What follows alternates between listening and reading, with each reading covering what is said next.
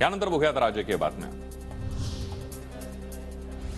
राज्य सहकारी बँक अर्थात शिखर बँक घोटाळा प्रकरणामध्ये संबंधितांना मोठा दिलासा। मुंबई पोलिसांकडून दुसऱ्यांदा क्लोजर रिपोर्ट सादर। शिखर बँक प्रकरणामध्ये अजित पवारांचेही नाव, रोहित पवारांचीही याच प्रकरणात चौकशी सुरू। वंचितचा अद्याप महाविकास आघाडीमध्ये समावेश नाही। आगामी बैठकीमध्ये वंचितच्या अजेंड्यावर चर्चा करून महाविकास आघाडीतील तिन्ही पक्षांनी जागा वाटपाचा फॉर्म्युला द्यावा, आंबेडकरांची मागणी। त्याच्यानंतर एनसीपी आणि उद्धव ठाकरे शिवसेना यांचा सीट शेअरिंगचा फॉर्म्युला 2 तारखेपर्यंत तयार होईल असं मी त्या ठिकाणी मानतो। टिपू सुलतान समोर नतमस्तक होणारे, औरंगजेबाच्या कबरीसमोर नतमस्तक होणारे प्रकाश आंबेडकर उद्धव ठाकरेंना चालतात का? वंचितच्या महाविकास आघाडीतील सहभागावर नितेश राणेंचा उद्धव ठाकरेंना सवाल।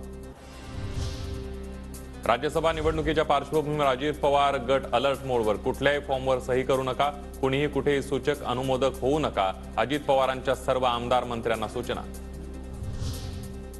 मुंबईमध्ये फक्त सत्ताधारी आमदारांनाच विकास निधी, विरोधी पक्षातील 11 आमदारांना पालिकेकडून निधीच नाही। माहिती अधिकारामध्ये वास्तव उजेडा। 7च काय तर 700 चौकशी झाली तरी आम्ही तयार आहोत, संजय राऊतांचा सत्ताधाऱ्यांवर निशाणा। सर्व श्रीमान घोटाळे भाजप किंवा शिंदे गटात सामील झालेत असाही लगावला तोला। ईव्हीएम वरून नाक रगडण्यापेक्षा सरळ निवडणुकीच्या मैदानात या, मोदींचा हात नसताना उद्धव ठाकरेंची काय ताकद ते दिसेल। राऊतांच्या ईव्हीएम टीकेवर नितेश राणेंचं प्रत्युत्तर। ईव्हीएमच्या नावाने नाक रगडण्यापेक्षा डायरेक्ट मैदानात या, निवडणुकाच्या थोडा मैदान लांब नाहीये।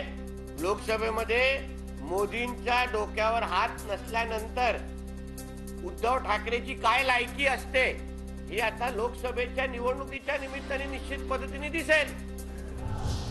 ईव्हीएम हटलं तर भाजप गेली, ईव्हीएम है तो मोदी है। संजय राऊतांची ईव्हीएम वरून पंतप्रधान मोदींवर टीका। भाजप लोकशाही मार्गाने निवडणूक जिंकू शकत नाही म्हणून ईव्हीएमची गरज असल्याचाही राऊतांचा हल्लाबोल। 2019ला मोदींच्या नावावर ठाकरेंचे 18 खासदार निवडून आले तेव्हा काहीच आक्षेप घेतला नाही। मोदींचा हात नसताना उद्धव ठाकरेंची काय परिस्थिती होईल ते आगामी लोकसभेमध्ये दिसेल, नितेश राणेंची टीका। ठाकरेच्या नशिबात 18 खासदार हे फक्त मोदी साहेबांमुळेच निवडून आले आणि ते 14 आणि 19ला आपल्याला पाहायला मिळालं। मोदींच्या डोक्यावर हात नसल्यानंतर उद्धव ठाकरेची काय लायकी असते हे आता लोकसभेच्या निवडणुकीच्या निमित्ताने निश्चित पद्धतीने दिसेल।